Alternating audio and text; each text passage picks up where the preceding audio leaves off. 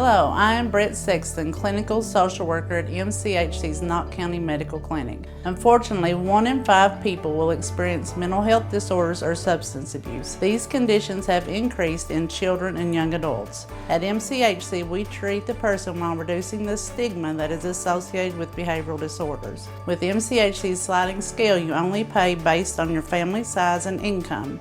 MCHC providing better physical and mental health for a longer life.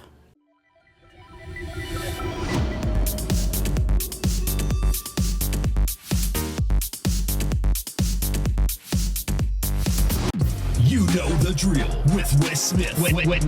Wes Smith, presented by MCHC.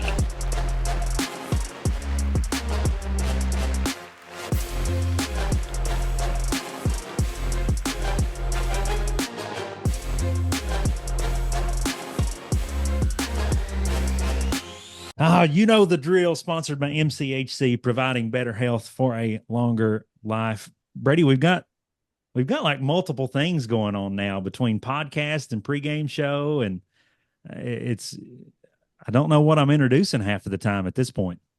What do they say? Business booming? I think that's what's happening.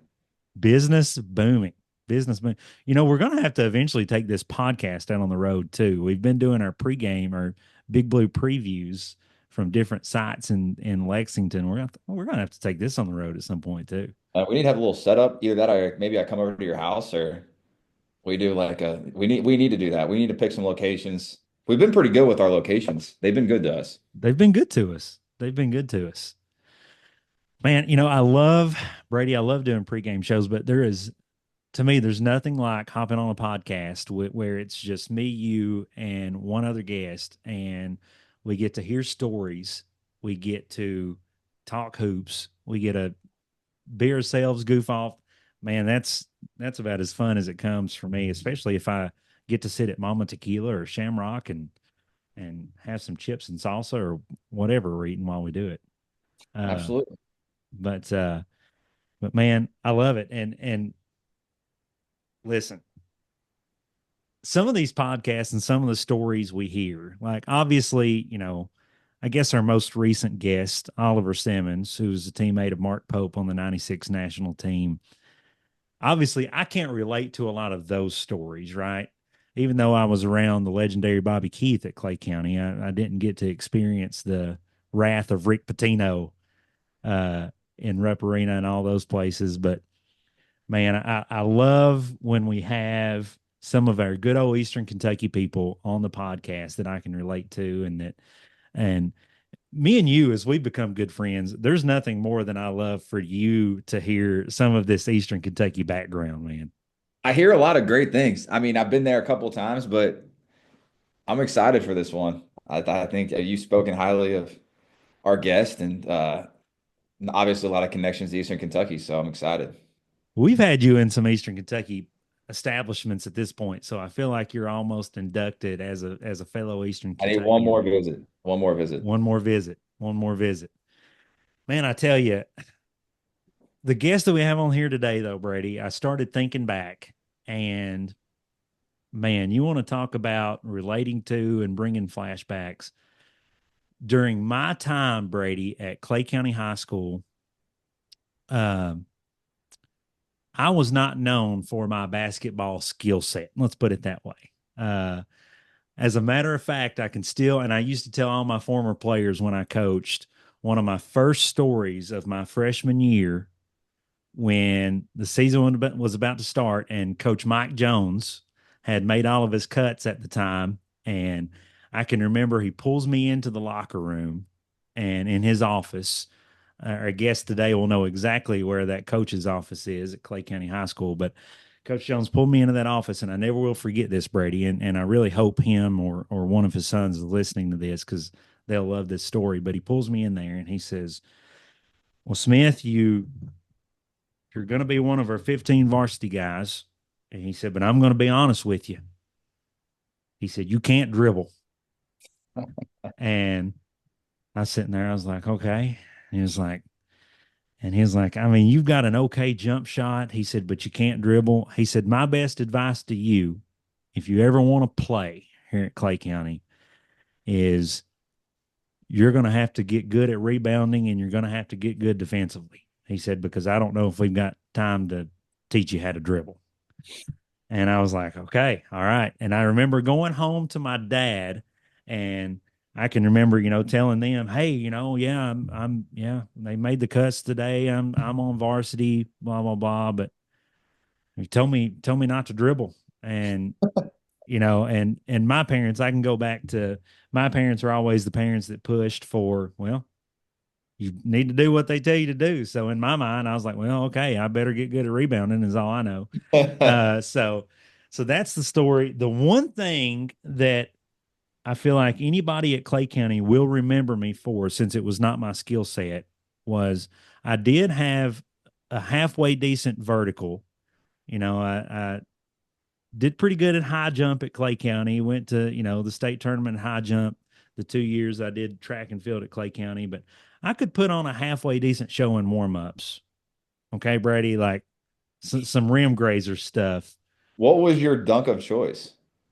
Man, I don't know. Like back in the early 2000s, I feel like it was, you were trying to get some power with the tomahawks and you were trying to come in, uh, but man, I don't even feel like I can talk about my my dunking ability back in the day because of the guests we got on today, Brady. I think everybody since then had forgot about my athleticism because the guest we have on here today came along and just nobody remembers anymore Wes Smith and his dunks that he was able to do in warm-ups at Clay County High School, because you've got this guy that we've got on here today was coming in here doing this crap in game and at the high school and college level and putting on real shows. So I just feel embarrassed to talk about anything my high school years related at this point. Well, you just weren't good enough to play any defense to get on the court to do those. You're right. I never figured it out. But ladies and gentlemen, my Southeastern Kentucky folks are going to love this today, hearing from this guy. I got to know him not only in my Clay County years, but a little bit later in his collegiate years too. But Blake Smith, welcome to the Drill podcast, man. I'm so excited to have a fellow Clay Countyan on this podcast today. Man, it's good to be here with you boys today. I'm glad you finally invited me. I've been waiting on the call. Well, your name has been circled. I've told Brady, numerous times we talk about guests, and I was like, Blake Smith is going to be on this show. We're trying to figure out the right time, and man, right now is the time. We got a lot of noise going on about the 13th region in Kentucky high school basketball, and college basketball is going on in full swing, and so now's the time, Blake. You're here. The call has been made, and we've got you on here. You've survived the 2025 great flood of Southeast Kentucky. Man, they hit us hard down here in Clay County. Well, shoot, all of Eastern Kentucky got hit hard, but we made it. Let's build back better. No, that was a Biden thing. I think Biden said build back better. Build back better. We're building back down here, but we're good. We'll be all right. Well, I tell you, and I think Brady has experienced this. I think, Brady, you traveled down to the 2022 flood to the Fleming Neon area, right? Or not Fleming, Yeah, the Neon area. Yeah, it was bad. No, it was really bad. We went down and we parked our Humana van down there at the Jenkins High School, and then where we were there with their high school team making hot dogs, distributing. It was bad. I mean, it's crazy to see. I mean, it's sad. It is. It's a terrible time for people, and Blake can attest to this, and you can too after being down there and seeing the resilience. But there's nowhere in America that disaster could strike, and I would be less worried about rebuilding than in Southeastern Kentucky, because Southeastern Kentuckians, man, they're resilience a good word, but there is nothing that is not going to, no disaster could strike. They're not going to pull together and bounce back. Yeah, exactly. Everyone was out there willing to help. Like you just drove around and people all were out helping everybody. It was cool to see. So Blake, this time, I guess in our 2025 flood, Blake, you've got Clay County got hit a little bit harder. I feel like in the 2022 flood, even though Clay County got some considerable damage, you had some other areas maybe get a little bit more of the force. But then this time around, it seems like Clay County was one of the harder hit areas. Pretty much all of Clay County. Because I remember 2022, I got up to go to work that morning. On the Horse Creek side, really wasn't no damage, and there wasn't really high water. So I didn't really have a clue what was going on. I get to work, and I'm just kind of scrolling on social media. I seen pictures. I'm like, man, this is bad. But this flood, pretty much the whole county got hit. I seen some pictures up down there at the ballpark. It was like 6 feet from the rim. The rims down in those ball courts. Man, I've never seen it like that in my 28 years. No, that's, I feel like that's an area down there that you see flood some, but not like that. I'm with you. Brady, we will have to take you at some point to Manchester, Kentucky, to the ballpark down there, Ramsey Ballpark in Manchester, Kentucky, and show you where champions are made, man. Exactly, where they're made, where they're bred, born. Well, before we get started here, though, I do want to bring this up, Blake. Every time he talks about you, he like associates his game to you. So just know that his hops, he's like, man, I played like Blake. Like Blake's a guy he had, and like so. Just know Wes always try to find his path to be like I play a little bit like everybody, but he really associates his game to you. I don't know what he's blacking out. Nobody should want to associate their game with mine. I think it's an honor, and I think Wes thinks it's an honor, and so he's like, "Yeah, man, me and Blake, we played similar." I'm a lot like Wes. I couldn't dribble that good. I got no tape of Wes. I got no tape of Wes's game, so he can just speak that. Yeah, just watch me. Couldn't dribble too good. I could shoot decent. To be fair, I will claim about 60% of Blake's athletic ability and about 20% of his shooting ability. And Blake just blatantly lied to you and said he couldn't dribble. Blake was crossing people up in college, and when I was in college, nothing changed from high school. It was if you touch the ball, you're either going to pass it or shoot it. You better not dribble it. So I love shooting the ball. I loved it. Blake was like, I'll take that role any day. Let me have that JR Scott Corner. Oh man. Hall of Fame inductee Blake Smith, one of the top scorers in Clay County history, one of the top scorers in Alice Lloyd College history, one of the greats to play at both. Man, I don't even know where to start with you, Blake. I want to go back. Me and you were just talking about before the podcast. We were talking to Brady about kind of the holler where you live and grew up in Manchester, and we were talking about when you were just a young kid. I can remember coming up to your parents' house, and they had made you that ball court outdoors, and you had a nice setup. I can remember me and some of the guys that played on the high school team and everybody in the community coming up and hooping.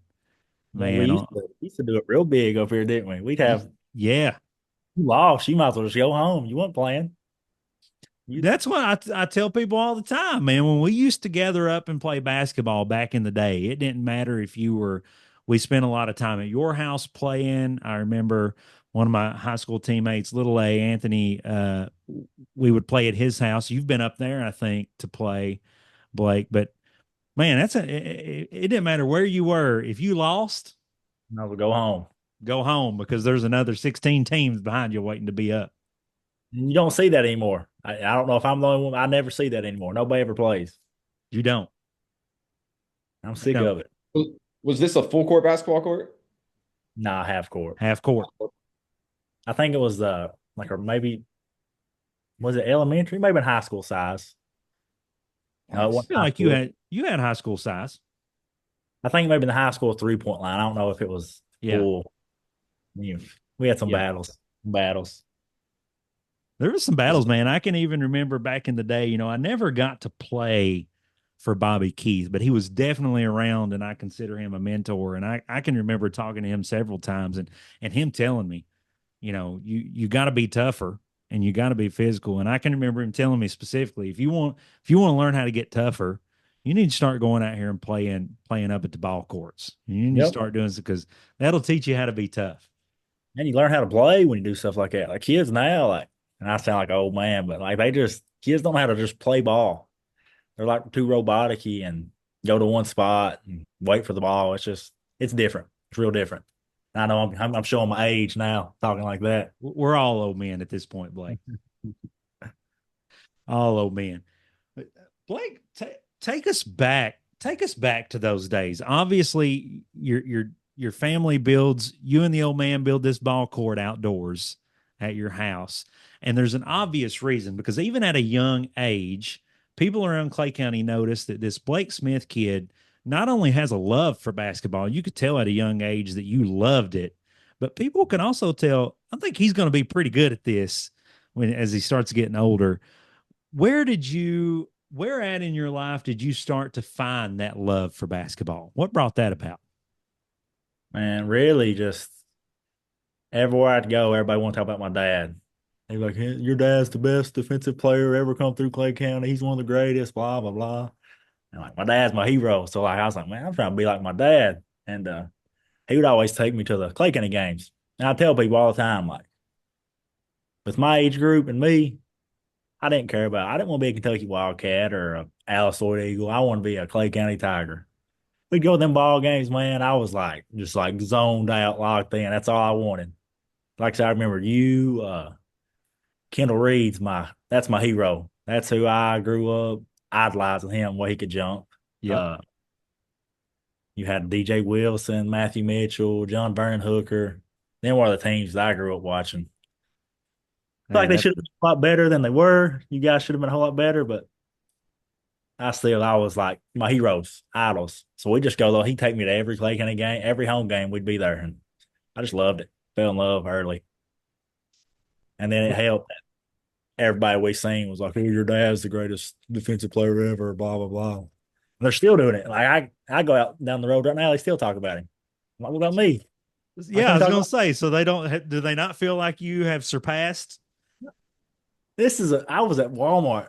I think it was after my junior or senior. I just got announced All-American, blah, blah, blah, had a good year. Some old man at Walmart, he's like, "Hey, man, congrats on the good season, blah, blah, blah." He said, "Until you sign a contract somewhere," he's like, "you'll never be better than your daddy." I was like, "Dude, get out of my face. Like, I don't want to hear this." Stop. I love it. I love it. Brady, I don't know. Brady grew up in Campbell County, Kentucky, and I don't know. Brady. I've never lived in Campbell County. I've never lived anywhere but Clay County. When I was growing up and all the way through graduating high school, so I don't know what the rest of the state is like.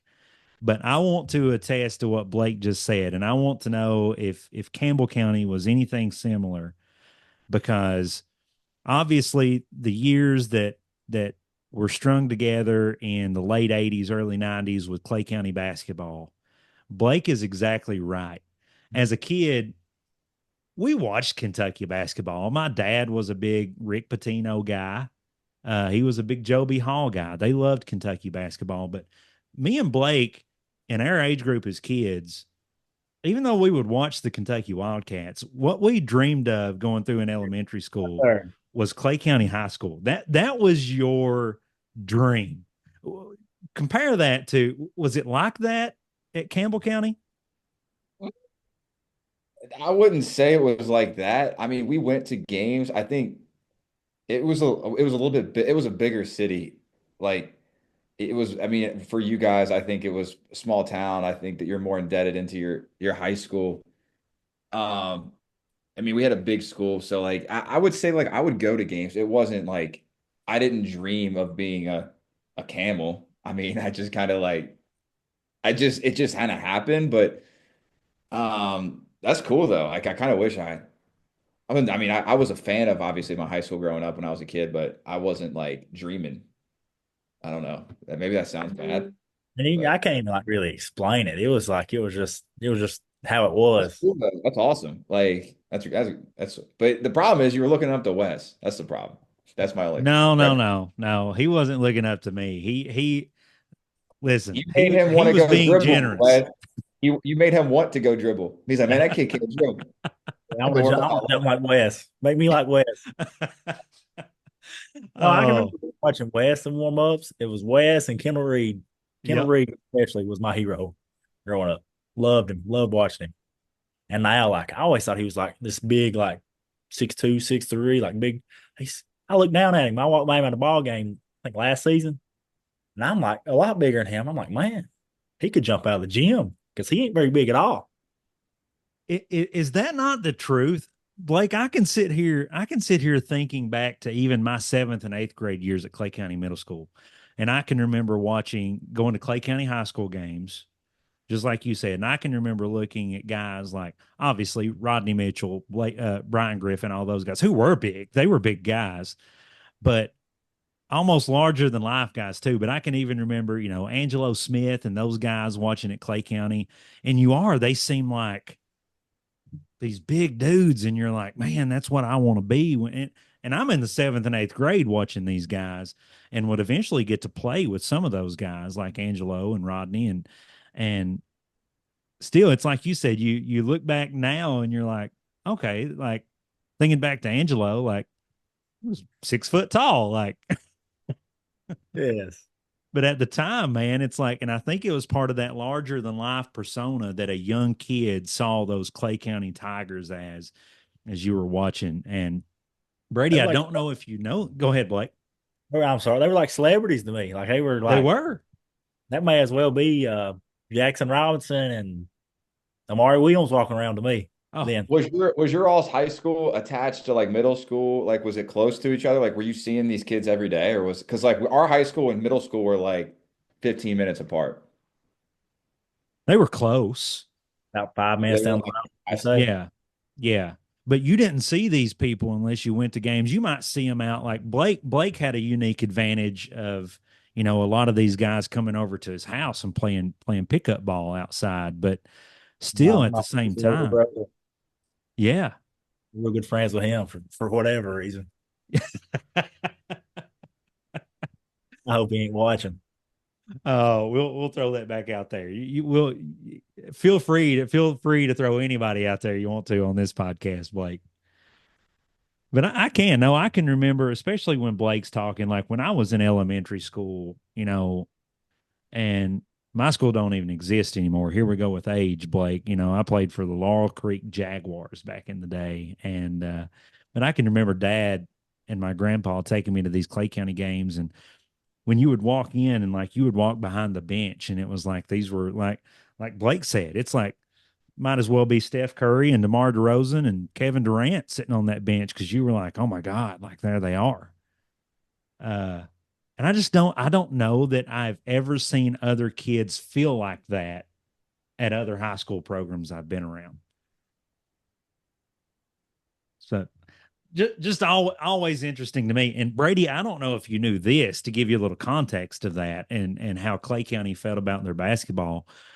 Up until recently, the attendance record at Rupp Arena was a Clay County basketball game during the state tournament. Really? Yes. Was it Blake? Was it the Clay County Ballard game that had that attendance record for a long time? I think so. What was it, 87? Was that the year we won it? 87. And that was, you had Richie Farmer and Russ Farmer and all of those guys on the Clay County team, and Allen Houston at Ballard. I was wondering who was on that power team. Yeah, no, that's Yeah. a heck of a game. Allen Houston, that's all I gotta say. And then they what? It's 88 the next year. Yeah. Yeah.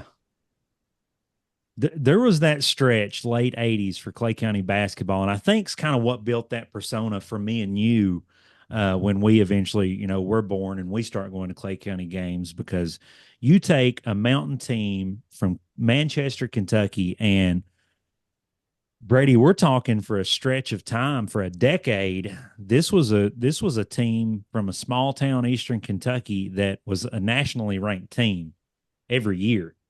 And then you have those guys like Richie that go and play for Patino at UK and even builds on it, because now here was this Clay County great that you're watching at Kentucky, be a national contender at that level every year in Division I basketball. But Definitely. Well, Blake, I can agree with that. And I completely understand that that's part of where your love for basketball came from, along with hearing people talk about your dad. And, eventually as you start getting older, you're going to be a name that more and more people start throwing around as this kid's going to be really good at Clay County. And you put some runs together there as a Tiger. But what did it feel like? You talked about looking up to those guys playing at Clay County. When you finally get there and you're wearing that black and gold uniform for Clay County High School, what was that feeling like then? Did you feel like you had a level you had to live up to? How was that? Honestly, it was at the time, and shoot, you even think about it now, it's the greatest feeling in the world, man. Like it was just run out there, hearing our little introduction song and warm ups, having the crowd like make the tunnel. That was big my junior and senior year. The whole student section would come out and make a tunnel all the way around the court. I It was remember just that. nothing beat it. And like people would show out. Like it place would be full, standing room only a lot of games to watch me, Wes Wolf, Trey Farmer play basketball. Like a bunch of nobodies, but the whole town would show up. It was fun. It was and it's like and Alice Lloyd, that's home, loved it. But those games, even the big games, Alice Lloyd, it's like it never got, I don't know, it never reached that level of like intensity for everybody around. Like for me, I was just as intense and wanted to win those just as much as I did the Clay County games. But it's like the crowd and everything, it was never the same. Like I don't know how to explain that, but it's just different in Clay County.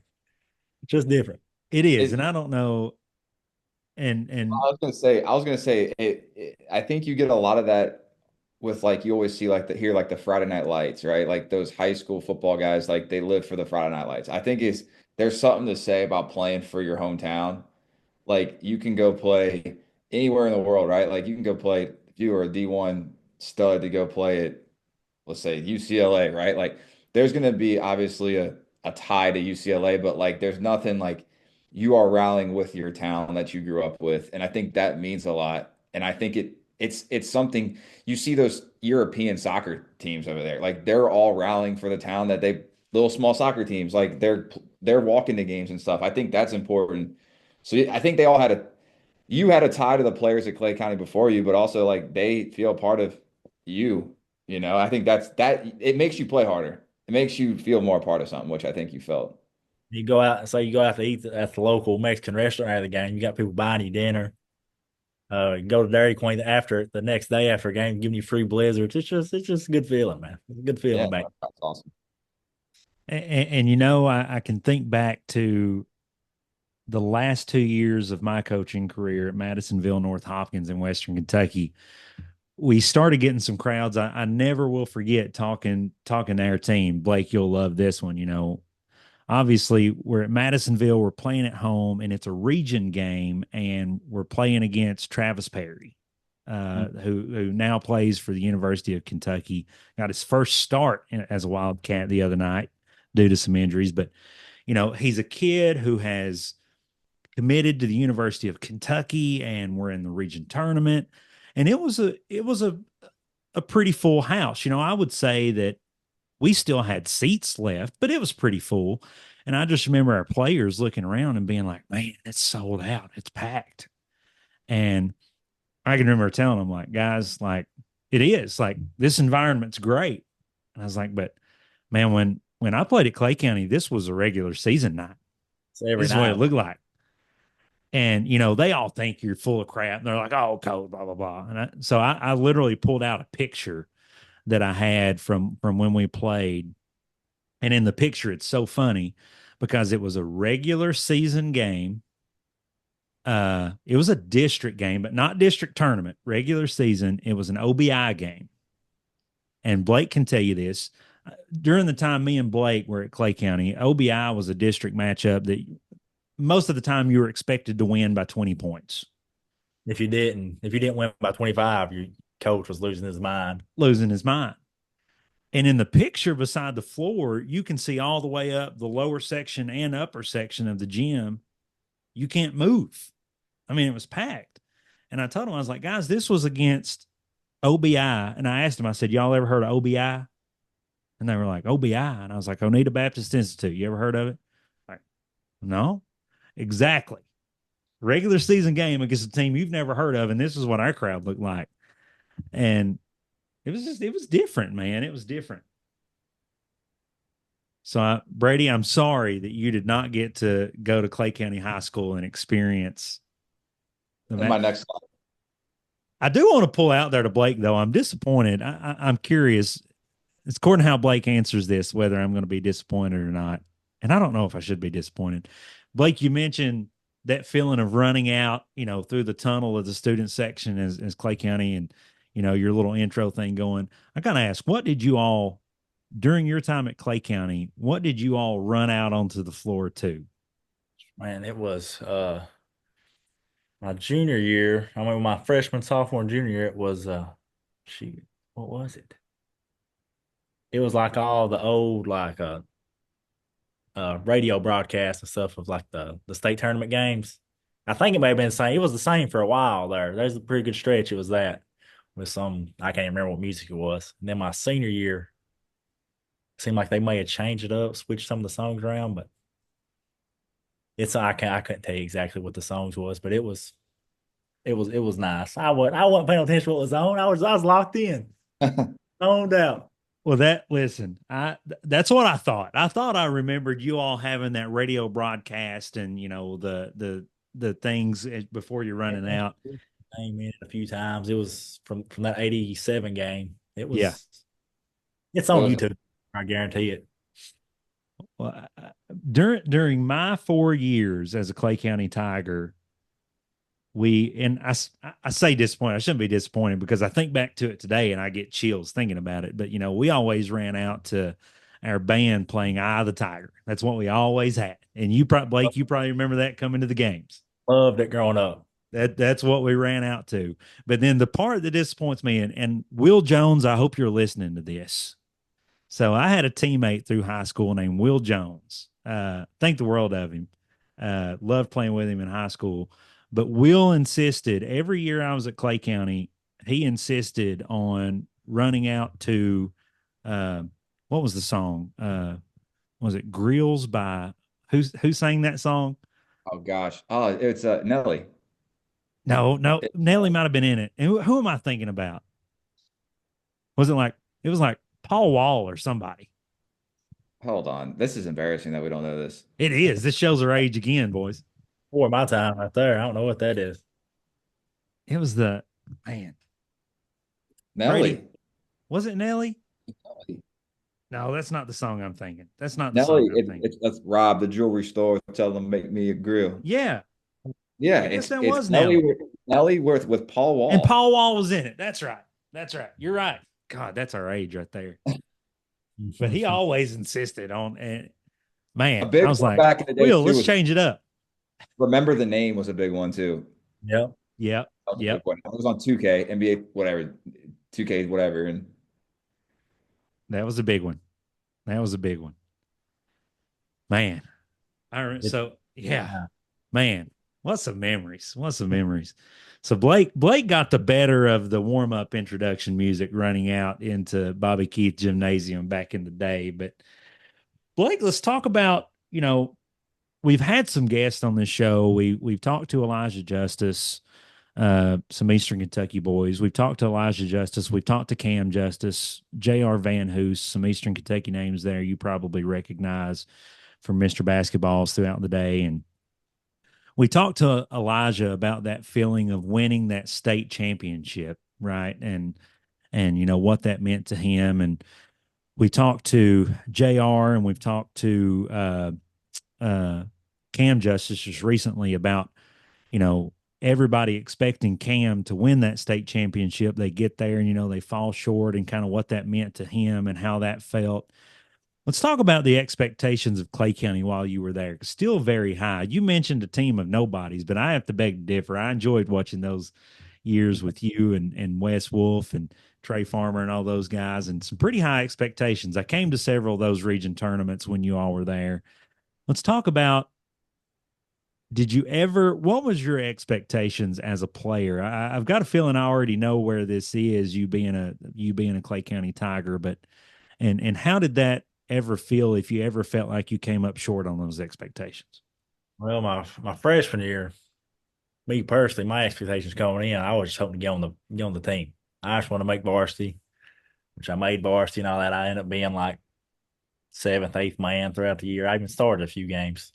And that was honestly that was the worst team my 4 years. My freshman year, that was the worst team we had.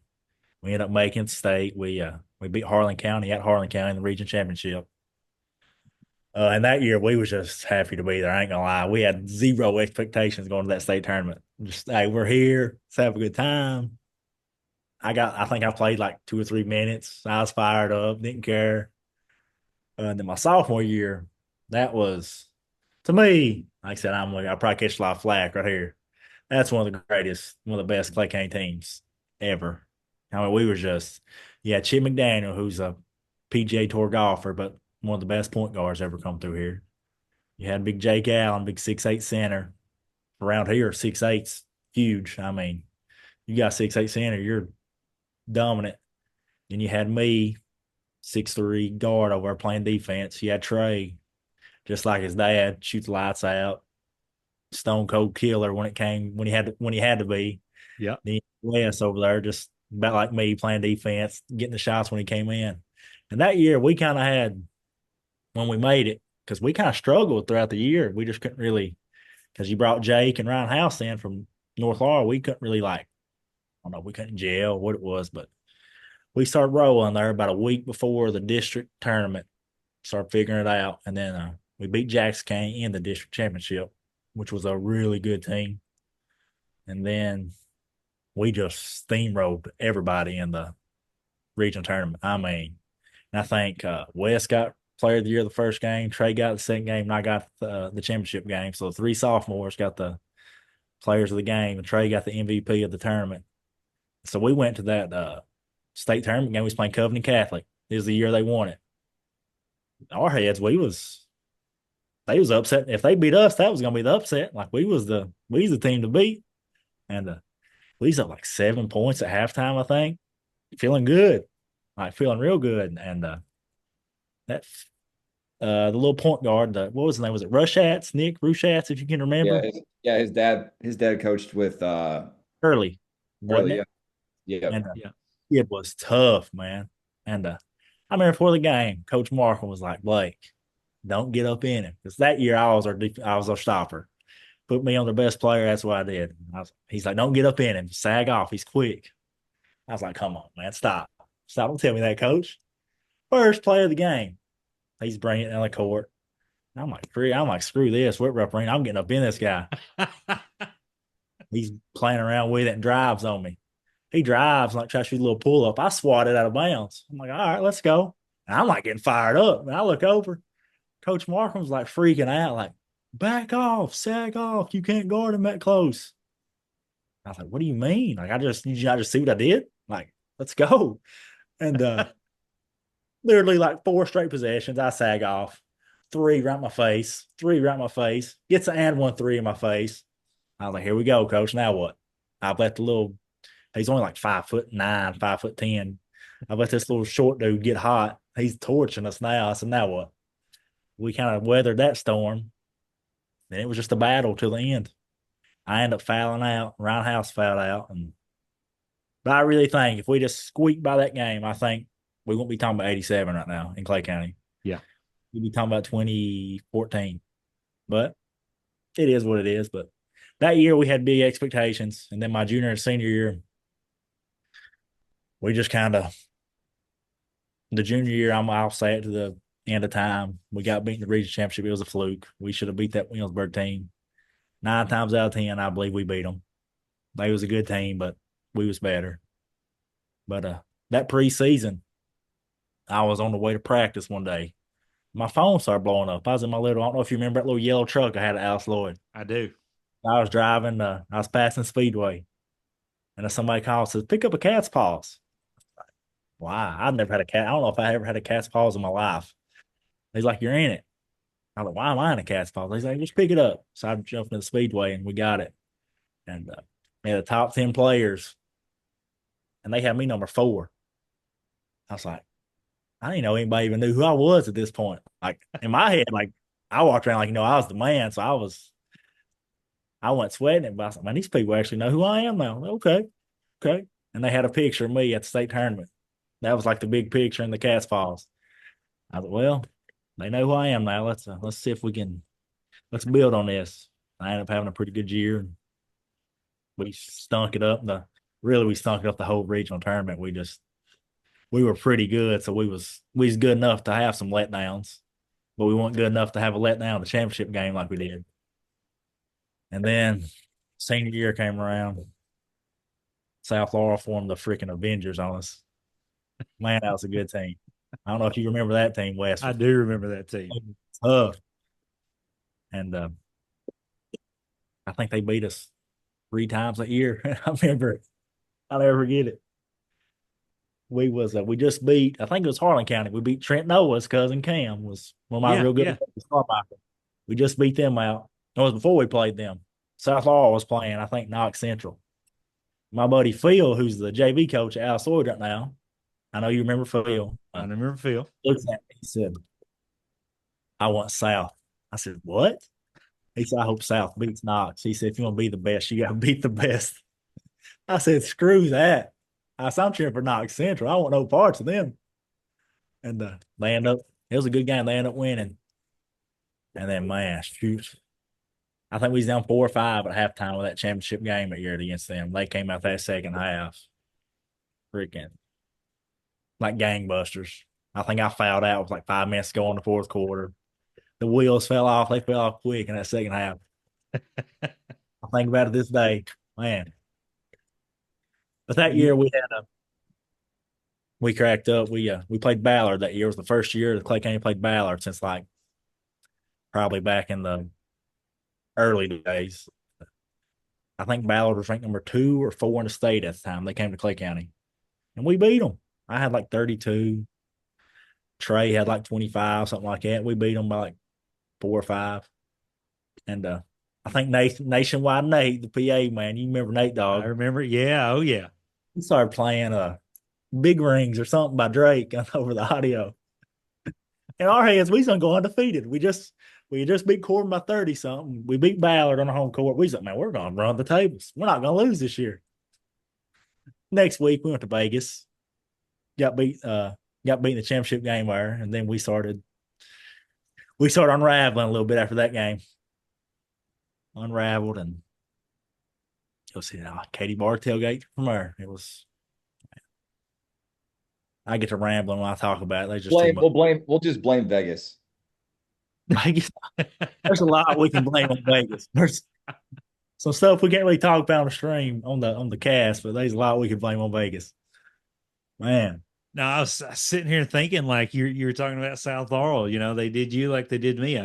My sophomore year at Clay County was the year that South Laurel goes on to win the state championship, and I guess that was 2005, 2006, somewhere like that. But I can remember that same feeling, and thinking I can remember sitting at home and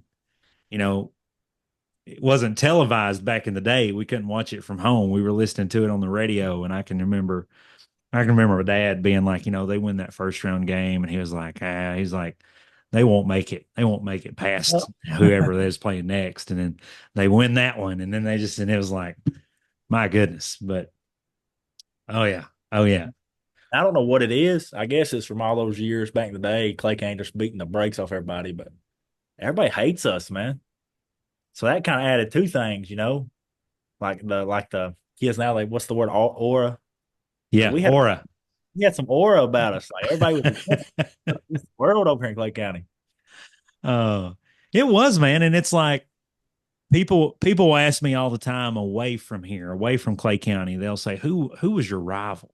And I'm like, usually when they say that, I'm like North Laurel, and then I go, well, and South Laurel, and then I'm like, well, in Jackson County was a pretty big rival game. Well, and so was Corbin. And then it's like, everybody was your rival. Everybody wanted to beat you, So. People would ask me that. They'd be like, didn't North Laurel, wasn't that a pretty big rival? I was like, I guess. I said, but in a rivalry, like they got to beat you. Like I think I lost to North Arkansas one time my whole career. I never lost to Corbin. Corbin Yep. was they never beat me. South Laurel never beat me until my senior year, and then they beat the brakes off of me about 3 straight times. Jackson County, I think they beat us my sophomore year one game. That's the only time I ever lost to them. It's like we was everybody's, like, you know how Kentucky's everybody's Super Bowl? And the 13th, we're in the mountains, really. Clay County is everybody's Super Bowl in the mountains. Like You're if not wrong. you're the Super Bowl.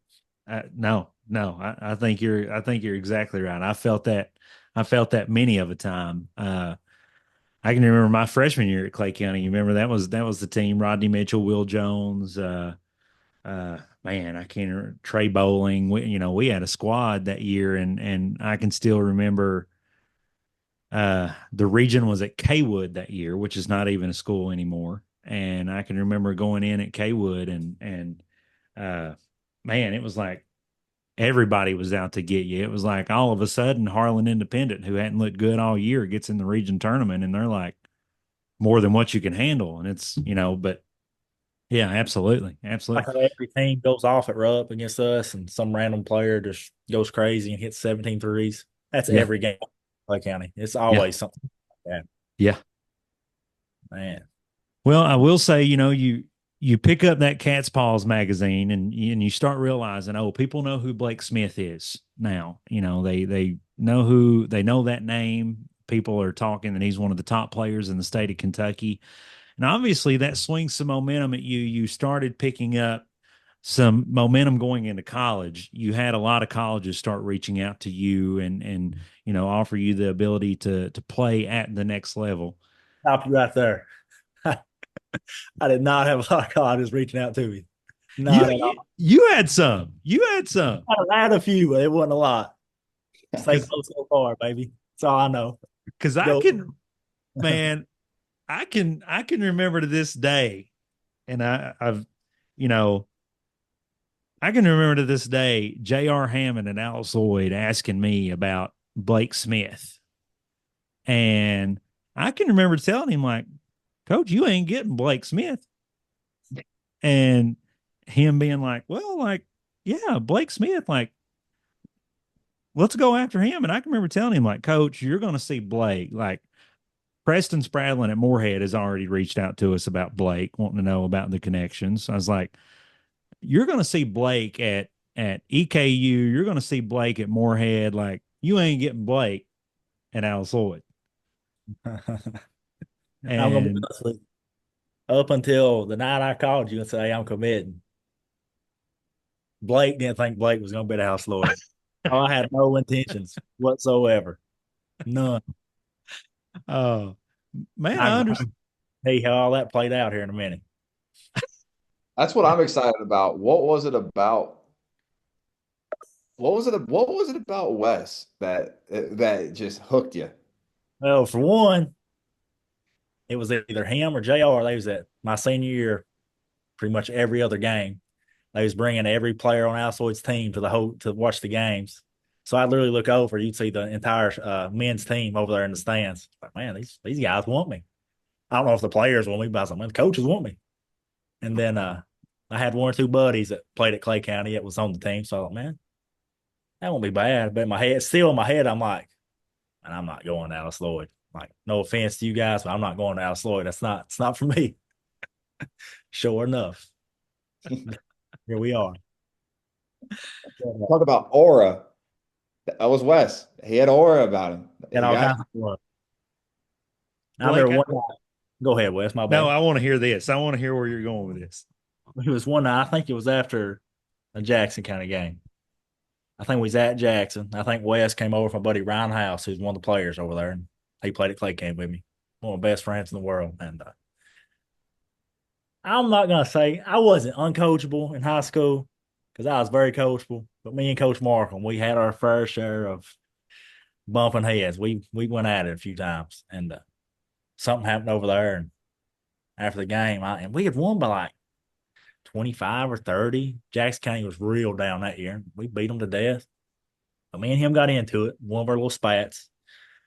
And I remember we talked to Wes after the game. I was like, man, I said, will this offer be here if, say, something happens and I ain't playing ball here at Clay County anymore? I said, will this offer be on the table? He was like, man, that offer's on the table. Classes could already be started at Lloyd. This offer's on the table. I said, well, I said, sounds good. I said, because I'm pretty upset right now. Man, sure enough, it was just me running my mouth. The next day, me and Robert was hugging, making up in the locker room. So, I mean, but That's that's how amazing. they wanted me, man. They made me feel like they wanted me. So I Yeah. like that feeling. Well, and Blake, you've probably never heard it from my side of that recruitment process of Blake Smith. I've shared the story with Brady. I've talked to Brady about this in the past, but uh, for the listeners that are connecting the dots at this point, I end up at Lloyd College and end up joining, a coach that recruited me in high school, Coach J.R. Hammond. Um, My man right there. the guy, Coach Hammond. JR listens to the podcast. So shout out to Coach JR Hammond. And I ended up, joining him on staff, after my student and player career at Lloyd is done. And I'm joining JR's staff and, eventually move up to his associate head coach role at Lloyd and had kind of taken it over upon myself recruiting and one of the things me and J.R. Hammond always joked about, and I love talking about this with Coach, I would always come into his office, especially when he started giving me some more privileges as a coach with him. And I would always come in there and I would say, well, Coach, what about this guy? And he would always be the one that would be like, you're not getting that kid. Like, that kid's going to Louisville or that kid's going to, and I would always tell him, I would always say, Coach, like, the worst thing a player can possibly say to me is no. And you know what? That's fine. I'm not going to get my feelings hurt. Tell me no, but they're going to have to tell me no. And so he would always finally be like, okay, go for it, go for it. And then it was kind of funny that the role ended up being reversed with Blake Smith to the point that he was, and the way that story, and Blake, I'm excited for you to hear this. Brady has heard this, and I don't know if you know it from this side or not. Um, your senior year of high school, I had decided to step away from Lloyd College, and I'd actually went and toured with our good friend Elijah Justice. I'd actually went down and toured Samford University with Coach Paget um, and Coach Newton from Kentucky, and had pretty much made my mind up, decided, I think I might go down here and start a video coordinator job at Samford University with Coach Paget. I'd explored that option, talked to him about that. And, we were pretty much working through that logistics when President Joe Stepp at Lloyd approaches me and says, hey, Elijah Justice is leaving JBS. We really want you to take over that program. We will help you, get whatever you need to be successful here. And I decided to take that role. And Blake didn't know at the time, but it was already settled that I was stepping away from Lloyd and I was taking, my first head coaching job at the Jim Buchanan School. And that's at the point where I'd pretty much passed all duties off at Lloyd. And then JR comes up to me one day and he says, Blake Smith at Clay County. I was like, Coach, you're not getting Blake.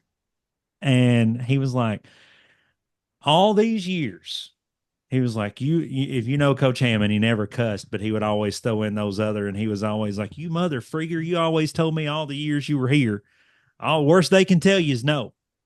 And I was like, yeah, it's like, I always told you that. And I was like, but Coach, I'm telling you right now, Blake, I've got a feeling Blake will be at EKU. I'm telling you, I think that's where he'll be. And I was like, oh, you're not getting him at Lloyd. And he was like, Blake Smith, I want him. And I remember I was like, Coach, I tell you what, if you really, really want Blake Smith, you give me what I need, and I'll do everything I can before I leave to get Blake Smith in an Eagles uniform. And he was like, done. I want it. And so I did, man. I tried to pull out all the stops I was taking, and I remember one of the first ways that happened was at that Jackson County game. I remembered I showed up, and I can remember sitting with your dad, Blake, and I'm sure he'll remember this. And I can remember talking to your dad, and your dad telling me that he was a little bit disappointed. And this is your senior year, and he said I was a little bit disappointed because Blake hadn't heard from Alice Lloyd yet. And I remember telling him, I remember sitting there with your dad, and I told him, I was like, well, to be honest with you, I didn't think Alice Lloyd had a shot of getting Blake. And he even agreed with me at that point, Blake. He was like, well, they probably didn't. But I can remember him saying, we were disappointed the fact, you were at Alice Lloyd and we hadn't heard and blah, blah, blah. And I said, well, listen, I want you to know right here and right now, if Blake Smith wants to come to Alice Lloyd College, the offer is on the table. He's got it. I was like, I'm actually here right now because Coach Hammond wants him bad. And I can remember from that point forward, Blake's exactly right. I remember we had Tyler Rogers on our squad. We had all these guys. I was taking them to every Clay County game I could get to. Coach Hammond was going to games. We were pulling it out. And man, you end up an Alice Lloyd College Eagle, and you're in the Hall of Fame now. And, although, you said the environment was not always the same coming from Clay County to what you thought it might be in Alice Lloyd, even though you felt the same way going into each game, I can tell you've left a mark on that place, and that place will always remember Blake Smith. Other than just your name and a plaque being on the wall, they're going to remember what you brought there. But talk us a little bit about through that. You never thought that would be a place you would be at, but obviously brought some great times to you and some great friends and great memories. Well, have it all started when I really was like, man, you know what? I was like, I was like a JR. I was like, screw it. I'm going to Alice Lloyd. I was sitting at the recliner at my parents' house. I paid for my books, give me number 2. I can't remember what the other stipulation was, but he's like, yeah, we got all that. He said, come in for a photo shoot next day. So the next day I missed school. We do a little photo shoot. Take me up to some skank looking room with a random green screen and put on these old jerseys, and we get all that done. But whole time they recruit me. I ain't even gonna say the players, but they tell me this person's coming in. You're gonna have this is gonna be your teammate, this guy. I'm like, all right, that's gonna be a good team. I was kind of the mindset like, I may not get to play much my freshman year at Alice Lloyd. And he's like, we're gonna have all the new gyms, all the new facilities are gonna be done by your sophomore year. Your sophomore year, you'll be playing in brand new facilities. I was like, okay, that sounds real good. I played 5 games my senior year in the new gym.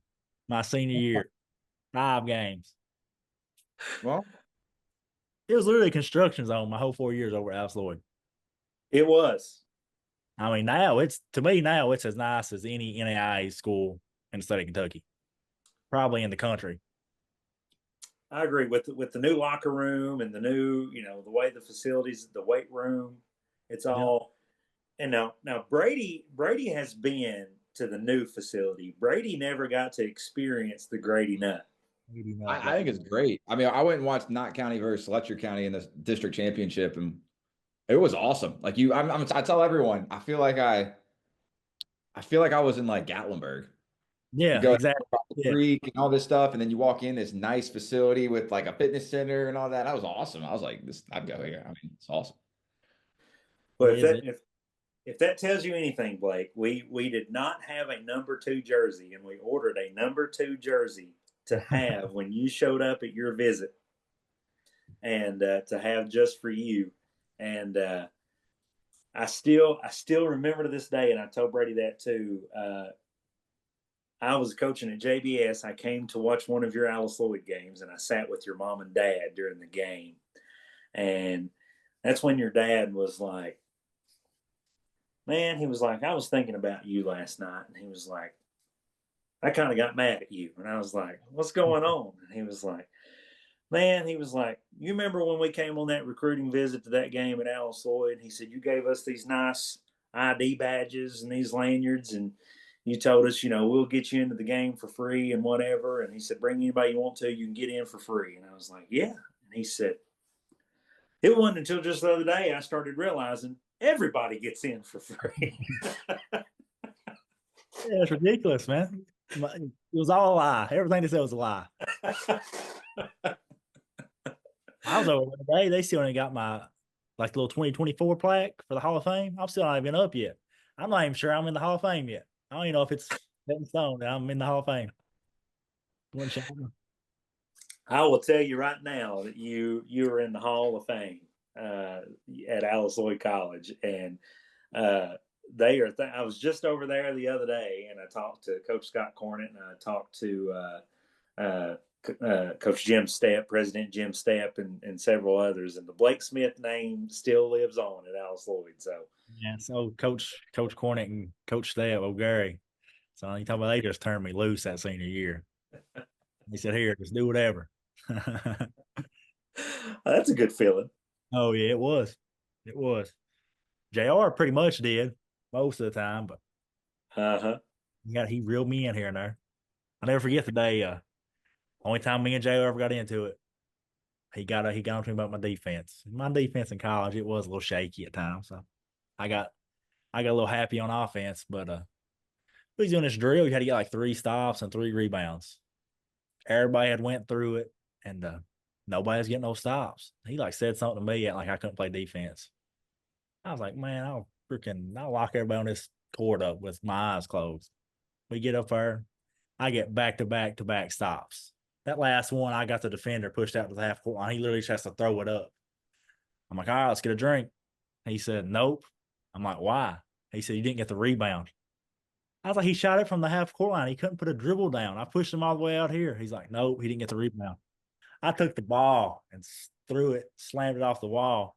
By the time I could turn around, JR's right in my face. I'm talking literally right there going, he's spitting, screaming, yelling. I got slobber on my face. He's like, you think you're too good? You want to quit? He said, get out of here right now. He said, if you want to be here, just leave. I was like, oh, you mean that? He said, yeah. I said, I'm just going to go ahead and go to the line because I know you're about to make us run. On the rest of the practice. The only time I ever challenged him, I learned real quick, man. Don't do that. Not with this guy. He might reach out and touch me. JR might. I have been in those moments, and I've watched JR Hammond rip doors off of locker rooms, and I've watched him bust chairs, and man, I tell you right now, there was one time in my life that me and JR had a little difference, and I can remember me and him getting nose to nose in the locker room, and I can remember Elijah Justice getting in between us and splitting us up, and then I can remember I was sitting there with Elijah a little bit later, and I was like, why did you not get me away from him sooner? I was like, he would have killed me. He's a freaking bear. I can just before you came, I can remember we had a big brawl with Brescia University. Brady, that was a brawl that was good enough that the second time we played Brescia that season, no spectators were allowed. It was an empty gym. Just had to be the players and coaches only. And but after that brawl, I can remember me and Hey, hold on, Wes. I'm gonna lighten this up a little bit. With your twang, you need to say fight. Because it's coming through like you're saying a brawl, like a brawl. It could have been a brawl. You never know. We was wild, Alice Lloyd. I was like, a brawl? What is he talking about? A brawl? We could have had ladies throwing bras at the play. Hey, you never know. You Eastern Kentucky folks, Eastern Kentucky, you guys have to say fight because it comes off as completely not what you're trying to talk about. Well, a fight. Okay, the fight. And but I can remember it took several of us teammates to pull JR off of their coach, and I can just remember getting to the locker room, and I was just happy we got him away from their coach into the locker room. And the next thing I knew, Blake, JR had me. He had my shirt, and he pushed me up against the wall. My feet aren't touching anymore. And he said, "Don't you ever pull me off of somebody again. If I'm going at somebody," he said, "you let me go." And I just remember telling him, I was like, JR, we are in Western Kentucky at Brescia University. I was not going to stick around here all night and try to come bail you out of jail in the morning. That's why I love him though, man. You knew, hey, he was going with you regardless. If you win, he was going. He was going with you. He was going with you. He's like a second dad to me, JR. I think the world of him. I don't let nobody say nothing bad about JR. Oh, and that feeling is mutual. I can tell you right now. We often share Blake Smith stories, and I never will forget. When you were getting inducted into the Hall of Fame, he was like, I'm going to be there. I don't care what I got going on. He's like, I'm going to be there. But obviously, Blake, you had a tremendous career at Alice Lloyd. You're in the Hall of Fame there now. So after college, me and Brady have touched on this before, but after college, you were a little uncertain of what was next for you and what you wanted to do. And I can remember you ultimately deciding finally to give that overseas basketball career a shot. And I remember you working with some agents and you end up traveling overseas to Ireland. Tell us a little bit about that process. That is another dream that after any kid has played at Clay County, probably one of their next dreams is to play professional basketball. So tell us what that was like for you when you made it to that point. It was the greatest, scariest, so many feelings, all boxed up into one. It was a wild, wild feeling. But I remember when I signed with my agent, I got a call from his free agency basketball. I don't know if you guys ever heard of them. Yep. Michael Stennett was like I won't say like not my handler, but he wasn't my exact agent, but he worked with my agent. And that's who I always talked with was Michael. My actual agent was David Gonzalez out of Spain, but they're all free agency basketball. And he called me, he said, "Hey man, we like you. We wanna bring you on board." He said, I'm gonna send you over a contract stuff. You look over it with your family and think about it there too and give me a call. I didn't care what that contract said. This dude wants to be my agent. I ain't never heard nobody having an agent before. My agent. So I'm fired up. I go straight home. My parents and my dad, he's tickled like me. We're sitting there freaking out like a bunch of little schoolgirls, fired up about it. So we get that signed and go all summer. I've heard back from 3 or 4 different teams, and he calls me and says, "Man, we got an offer on the table." I said, "Well, who is it?" He said, "It's a team in Ireland." He said, "I'm gonna be honest with you." He said, "You're from NAI school." He said, "It's a small offer. The money's not great." He said, "But everything's took care of." He said, "Your plane ticket, your insurances, your groceries, your housing, your transportation." He said, "Everything's good." He said, "And they give you a little monthly salary." I'm like, "Man," I said, "What do you think I should do?" I called him Coach. His name was Coach Michael Stennett. I said, "What should I do, Coach?" He said, "I'm gonna be honest with you, Blake." He said, "I'd take it." He said, "You got to prove yourself his first year." He said, "After this year," he said, "if you prove yourself," he said, "we'll get you some." He said, "You'll make a pretty good living doing this." All right, like, cool. I'll take it. And my coach in Ireland's name was Tony Hare. Hare. I don't know how you say it, but man, he's a great guy. He was different. He was different. Their whole basketball philosophy was different. Pretty much, I go over there. They're like, "Man, we just want you to shoot your arm off. Get over here, shoot your arm off." What you've always been wanting to hear. Oh yeah, I was like, "Man, this is right down my alley." I get over there. He's like, where COVID and everything was going on, they gave me like a story to tell, like customs, whatever it is, immigration when you get off the plane over there. He said, "We can't get a work visa right now for a basketball due to everything going on." I said, "Well, what am I supposed to do?" He said, "Well, I'm gonna give you a little story." And he gave me a story about how I was there on a college visit, studying abroad, blah, blah, blah. I get up to the line. There's this old lady. I love where this is going. She's like, it's like 3 or 4 in the morning there. I'm just woke up, got off the plane, and she's mad because I guess it's 3 in the morning. She's at work. I'd be mad too. But she's asked me a bunch of questions. I'm telling her the story. She doesn't believe anything at all that I'm saying. I mean, doesn't believe a word of it. She's like, "No, this makes sense." I'm like, "Miss, I'm sorry. That's what I'm here for." She's like, "Do you have any numbers I can call and like verify this?" I start panicking. 'Cause I got Coach Tony, I got his number, but it's on that WhatsApp or whatever. That's how they communicate. I'm like, I don't really know what I'm doing on WhatsApp. So I'm like trying to find, I go to that first email where he sent me the story to tell. There's 2 phone numbers on it. I get the first, I say, here, try this number. It's my coach. He answered, he said, hello. She's like, hey, this is so-and-so from customs. He hangs up. He just hangs the phone up. I was like, I'm going to jail. Right over here, put me in prison. She said, that MFer hung the phone up on me. And that's how she said it. She cussed. I was like, I don't know, miss. She's like, you've got about 5 seconds to find me another phone number to call, or we're sending you back to America. I was like, okay. I started panicking, scrolling through that email. I found another number. I didn't know who it was. It was just a random phone number. I said, try this one. Put the phone up. She calls it. His name was Donald. He was like our team, like little like PR guy or something. And at this point, I had to give a whole different story. Like I was like, I met him at an online seminar or something. I said in school, and she said, "So Don or whatever his name was," she said, "Is it true you met Mr. Smith in an online seminar at Lloyd College?" Completely just, I was like, man, he's not gonna know to go along with this. He said, I heard on over speaker in his little Irish accent. He said, yes, ma'am. That's where I met him. He's coming to tour some schools here. She's like, are you sure? Are you lying to me? He's like, no, I'm not lying.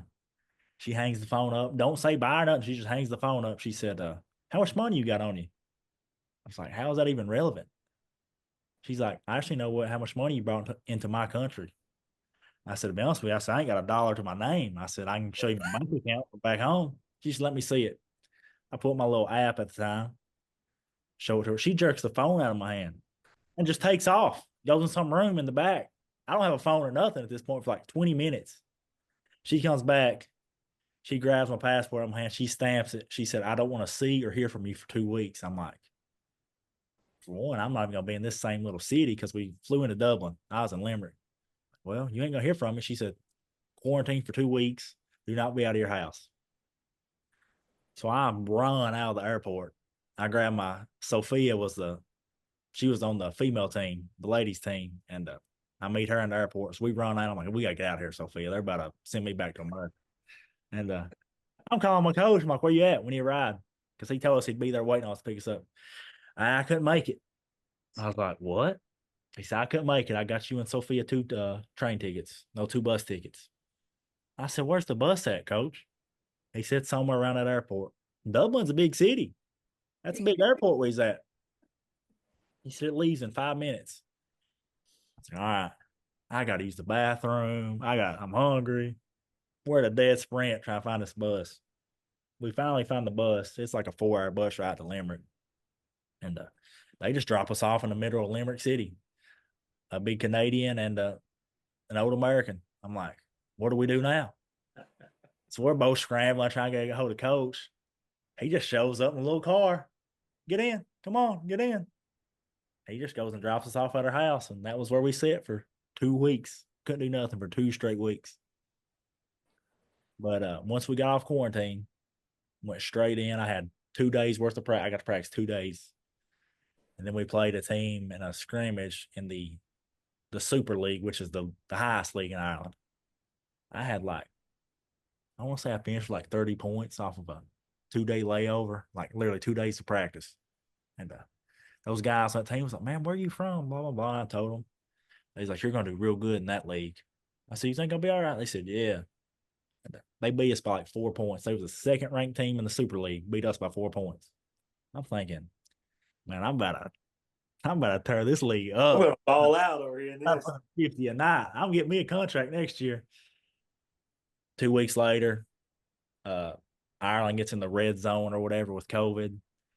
And we had one last scrimmage. It was the day of our first official game. We had a scrimmage, but we just played against like an inter squad. I put up I think I had 88 points in a scrimmage. He's like, yep, I'm sorry. We're sending you guys home tomorrow. I was like, well, I guess this is it. I get home a week later. They say, yeah, the season's canceled. I was like, good deal. It's fun while it lasted. And then I go and I do that pro workout with Coach Stennett that next year.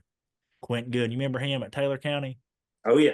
That him and a few other guys was there. And I had a real good showing in it. Coach like, Blake, we'll keep doing what we're doing. He said, I've got plenty of teams looking at you. I had offers out of Finland, Iceland, Luxembourg, 2 or 3 more teams in Ireland. I had plenty of offers. And at the time, sorry if anybody here thinks I'm crazy but they was pushing that COVID vaccine. I said, Coach, I said, I ain't getting that vaccine right now. So I said, I don't like them telling me that I have to have it. He's like, well, I understand that completely. I said, go ahead and take me out of the roster. I'll hang them up. And that's kind of how it ended right there. Cause then I get people all the time like, man, I heard you just quit. Heard you weren't good enough to play. I'm like, nah, it's a little deeper than that. But yeah. That's how it all ended right there. COVID happened. Man, what a crazy time when you think about everything that COVID affected, but you don't think about things like that often, right? Like how many, that's your situation and what happened with you, but how many other people it affected in similar.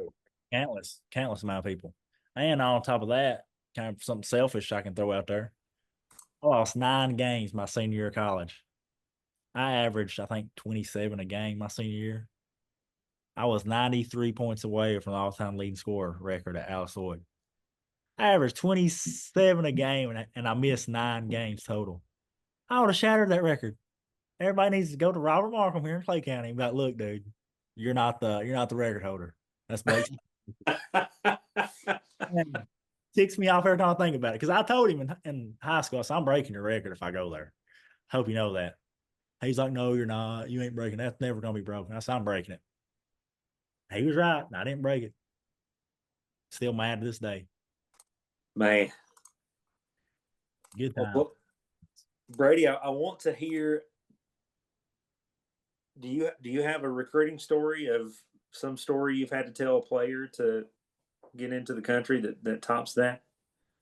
I don't have anything like that. So that's got to be scary too, knowing where you were coming from too. I mean, you were coming from, it wasn't like you were at it wasn't like you were at St. John's, coming from St. John's in New York City, flying over to Ireland. Like you were coming from Alice Lloyd. Like you talk about culture shock doing that, and then you get hit with that. You're probably like, I'm just a dude from Clay County. Been here my whole life. I go out the road to Alice Lloyd College, which is just a smaller Clay County. So it's like, this is all I've known. Now I go on this big giant plane and fly 8 hours. And well, you learned well. You learned well from Wes's lying ability.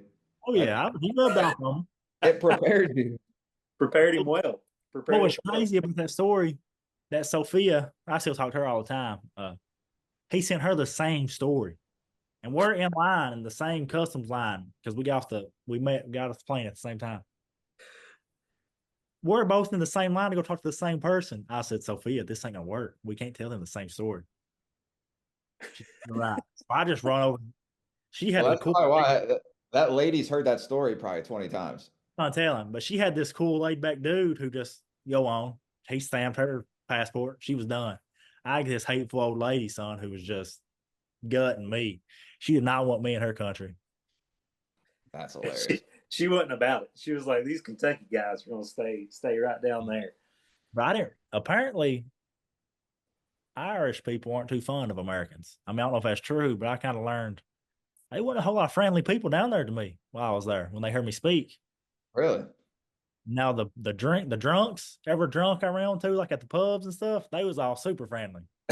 They were sober. Hey, I didn't talk. If they were sober, I didn't talk to them. Now, what was your favorite food there? Now, I've never been to Ireland. I've been a lot of places. Ireland is not one of them.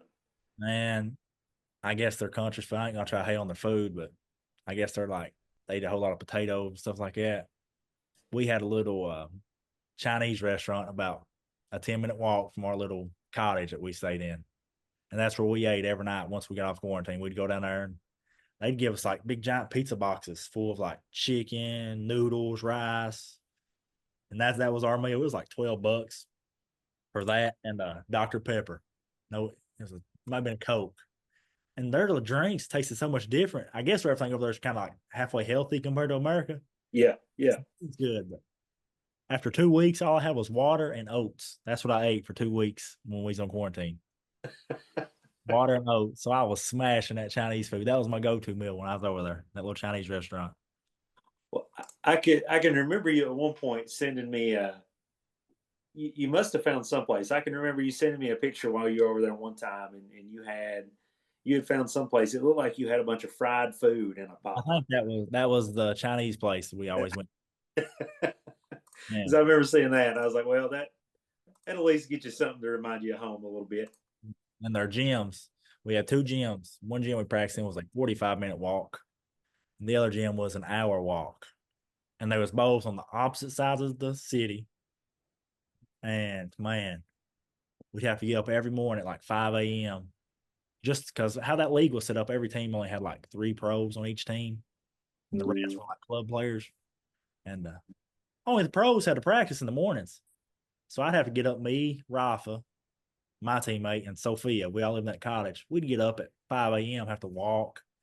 Sometimes we get lucky, they'd pick us up, but most of the time we had to walk 45 minutes to practice. It's miserable. Oh my gosh. You go over there, that gym's cold. Literally, every time where it was cold, they make you, every time you got like a drink, you have to get hand sanitizer, Germ-X on your hands.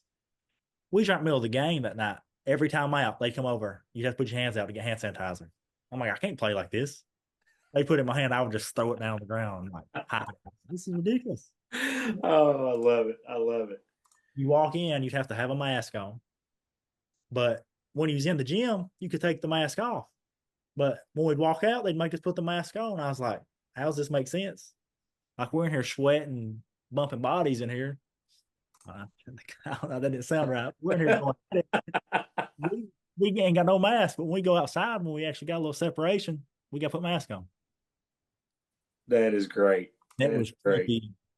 Because that first game we played in the National League, on the Super League, it was like a 2-hour drive. And they had like COVID checkpoints, like on their, like, I guess it was like their version of the interstate. And it was like something in a movie. We'd pull up to the checkpoint. They'd be in like little hazmat suits, testing us, swabbing our nose.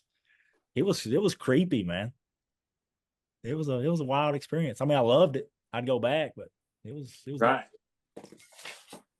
Crazy time. Blake, I was trying to get this, for whatever the powers went out, it's not letting me connect back to my computer to get this camera better. But I did want to ask you one more thing while we were on here.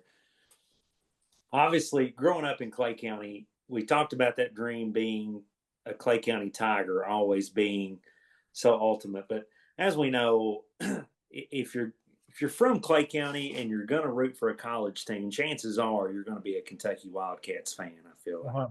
100%. I mean, you bleed blue in Kentucky growing up in the area. And what's it like for you? You know, Kentucky through the past has had, Brady was on staff there. We've had Kentucky kids on rosters in the past, but how is it for you to see not only a player that you played against in high school, but a player from your region, in Trent Noah from Harlan County and Travis Perry, both from smaller towns in Kentucky, just like you? How is it being a Cats fan, watching those guys that you can ultimately relate to out there playing on the court? Man, I love it. I think it's great. And it's kind of cliche because everybody like it just means more. But you can tell just by watching those two, it means more to them than, I mean, all the players on the Kentucky team, it means a lot. They're playing for Kentucky, obviously. But those two little dudes, man, they played their guts out. Good, bad, or ugly, they're playing their guts out. They're battling. So, I mean, it's just, like I said, I've watched Trent Noah since he was this big. Like, I've known him. Me and his older cousin Cam was real good buddies. So I've known Trent forever. And if you ask him, he may act like he don't know me, but he's got to remember me. Come on, Trent. You got to remember me, dog. Come on. I'm sure Trent will remember the Blake Smith days from Clay County and Harlan County. Those were always some battles. And one of the things that has been so astonishing to me, just like you said, so many people in Kentucky have really enjoyed watching those guys. They've grown up. It's been such a long time since somebody from Eastern Kentucky, really, I guess when we think back since, the Jeff Shepard or Richie Farmer days, since Eastern Kentucky has got to watch one of their own out there being a big impact on the floor at Kentucky. Obviously, Reed Shepherd from Laurel County, London, was a big deal being at Kentucky, being a number 3 draft pick. But London is a little different than the deep, deep hills of Harlan County, Kentucky. London, Laurel County, they make mountain schools. I mean, they're in the mountains. It's just not the same. It's not the same. That's when it starts to flatten out when you get to London. But one of the things that, you know, has spurred from the time is these nicknames are starting to come up with for Travis Perry. I've seen some really good ones with him. I think one of my favorites might be the Lion King. I don't know if both of you have seen that one. I thought that was pretty good. Yeah. And then a couple of the favorites we've seen come out from Trent Noah. Obviously, a lot of people have talked about Holler Baller, and we've seen Blake. You said I talked to you earlier. You said one of your favorites was what? Sweet Mountain Angel, baby. Oh yeah, That's my favorite. I don't care what they say. That's the best one. I like that one. That's been a good one. And to me, the one that stuck out in my mind the most so far has been one of the popular ones amongst the people, but the Mountain Mamba, kind of in references, obviously, to Kobe and his days. But I've got to, one of the reasons that sticks out to me, Blake, and I wanted the better camera to pull this up. Does that spell to you right there? What do you think about that? It's a pretty sweet logo, man. What is that right there? That's nice. Nice logo right there. Man, I don't know where this come from. I found this in my closet, but the best of my memory, this comes from a young man from Clay County, Kentucky, who developed this nickname over the time of his time in the mountains balling. Blake, I've got to throw out there, man. I think I know who the real OG Mountain Mamba is. But let's stop all that. The Mountain Mamba was Trent Noah. That's who the Mountain Mamba is now. I had it was fun while it lasted, but Trent Noah, he's lighting Tennessee up, getting big buckets. He's playing huge. That's the Mountain Mamba now. So everybody, Well, you can't take anything away from you though. You were the OG, the original. that's what I. You have that. You've got that. I was like, can I at least get a free T-shirt, maybe some tickets to a game one night, guys? Like, come on now. And his cousin Cam actually favored it, so it might get back to Trent. He may hook me up, so I'm waiting. So you're kind of officially passing the blessing along for the nickname to be passed. Yeah, I'm not one of these old heads that want to hate. Man, he's a stud. It's his name now. I'm going to enjoy watching him next. I'm hoping to watch him next 4 years, but he keeps doing what he's doing. We may not watch him 4 years. You need to make more T-shirts. We're gonna see you up next to Rupp with the little T-shirt stand with that. That's what you should be doing. I've been debating how much I could sell this for outside. Dude, you could get a lot. No, if you tell them who that was for, though, they'd be like, "Yeah, who's that?" They'd be like, "Who's Blake?" I had make fun of myself. I had a cousin the other day. I think it was one of KSR's posts was tweeting about the Mount Mamba stuff. He made a comment. Blake Smith's the real Mountain Mamba. Get a new nickname. And I was like, man, don't start this. Two like random guys was. I don't know who that weirdo is. Trent Noah's the real Mountain Mamba, not that no-name kid Blake Smith. Whoever he is, he needs a new nickname. I was like, stop. You're getting me roasted right now. Well, I think we're just gonna have to eventually get you and Trent on here together to have this passing of the Mountain Mamba name. If we can ever, because he's probably got a busy schedule being a big Kentucky Wildcat. He probably ain't as free as I am. We'll have to make this happen and get this officially passed on so that we can end the whole. That can be because for this podcast, can be your clickbait or whatever your title. The OG officially passes the torch to Trent Noah. There you go. Yeah, it's all him. And my buddies are loving it. They're giving me heck all the time. You got your nickname too. I'm like, man, it happens. That's life. I've been following the Twitter, and it was, I had to jump on the Twitter X, whatever we're going to call it now, the bandwagon, and hop on there with the Mountain Mamba name connecting you back. But man, I was gonna be loyal. I was sticking with you. Man, if it hadn't been a 13th region kid, I might have been different. Nah, I'm just playing. I like I said, I love him. 13th region boy. I've known him forever. Whether he remembers me or not, I've watched him since, like I said, since he was little. So I think it's great. I love it for him. Hope he dominates. Hope he's a Kentucky legend. Well, you got to love it having one 13th region kid to the next. Going back to the playing days of the 13th region tournaments and all the times of the Corbin Arena, and even back to when it bounced back and forth between schools. But man, love to hear it. And Blake, I got to tell you, man, I've loved having you on this podcast. I've got to make it an attempt to get as many Clay County people as I can on here. Yeah, have me back again, man. I love talking. I don't get to talk much ball anymore, man. It's always I talk grade school ball with my cousin JD. That's about it. That's the only ball I get to talk anymore. Well, we will definitely have you back on. You know the drill. We're going to try to get you on here to pass that honorary name, and definitely, even other than that, we'll have you back on here to talk some more hoops with us. And next time we'll actually talk some important stuff like Kentucky basketball and stuff like that. I mean, we'll do it from the old stomping grounds, the old outdoor half court concrete court. That's what we do. Set it up. Oh. Or we can just go to Pat's pool room. That may be the better place. We've not had Brady at Pat's yet. We've got to get Brady into the game at Pat's. When you take me to Pat's, holler at me. I'll be sure to be there. That's what we'll do, an episode live from Pat's snack bar. I'm sure we could probably definitely get some of my old teammates on. I tell you, I guarantee Richie will be around somewhere. We get Richie on there. Well, it's so funny because the last time I think I ran into Richie, it was at Pat's. He's loyal. He's loyal.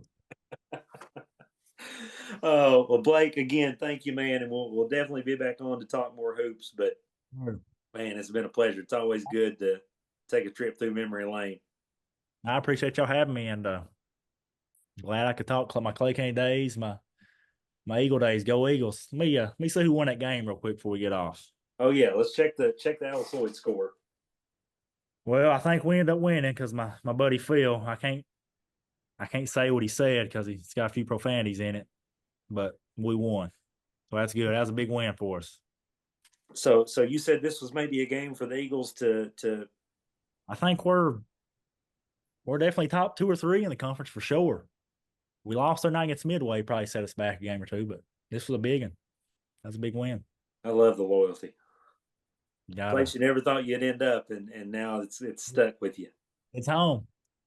Like I said, I was there 2 weekends ago watching them play. And that way I look at it, I can sit and say anything I want to say about it. I can badmouth it, talk great about it. But unless you went there, you ain't allowed to say nothing about it to me. Like, I don't want no outside opinions. Don't talk to me about it unless you actually experienced it and went there 4 years. I don't want no words from you. Special place, man. Yes. It's good. Good place, good people. Oh, I love it. I love it. Oh, you know the drill podcast sponsored by MCHC, providing better health for a longer life. Wes Smith, Brady Kennedy, Blake Smith. I love all the Smiths on here. That's another good catch for us. Until next week. You know the drill with Wes Smith. Wes Smith. Presented by MCHC.